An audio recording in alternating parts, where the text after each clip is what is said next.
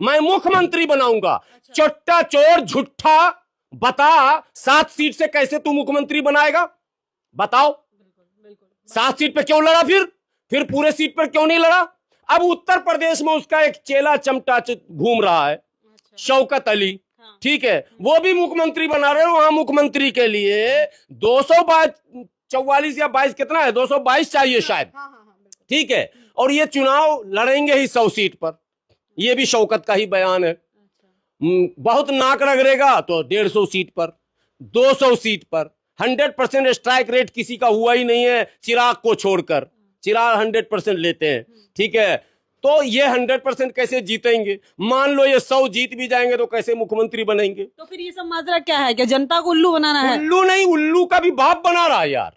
ये महा उल्लू है, ये उल्लू बना रहा। और उल्लू बना हुआ मुसलमान कितना बड़ा उल्लू है, सोशल मीडिया पे देखेगा, मेरे में भी कमेंट में लिखेगा तुम ही ऐसे हो। अबे अकल के अंधो, कुछ तो समझो। तुम इतना ही सवाल पूछ लो ब्लास्टर साहब से कि भाई मुख्यमंत्री का बात क्यों करते हो? ब्लास्टर हैं, मुख्यमंत्री की बात क्यों करते हो? कम चुनाव लड़ रहे हो, लड़ो, डेमोक्रेसी में तुम्हारा भी अधिकार है। अब एक और पॉइंट लाता हूं, ये महत्वपूर्ण पॉइंट।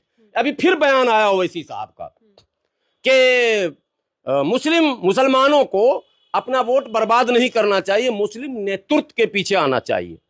2012 में पीस पार्टी नाम की एक पार्टी थी, उत्तर प्रदेश में चुनाव लड़ी, 4 विधायक उनके जीते, लगभग 3 दर्जन सीटों पर दूसरे स्थान पर पार्टी रही और बेहतरीन स्ट्राइक रेट रहा और 5वें नंबर की पार्टी वो बनी उत्तर प्रदेश में। 12 में, 17 में ओवैसी एंट्री लेते हैं। पार्टी खत्म क्यों? नहीं, पहला सवाल कि आदत तो वहां थी ही, तो आप क्यों गए ब्लास्ट करने? और गए अगर तो दोनों पार्टी मिलकर लड़ते।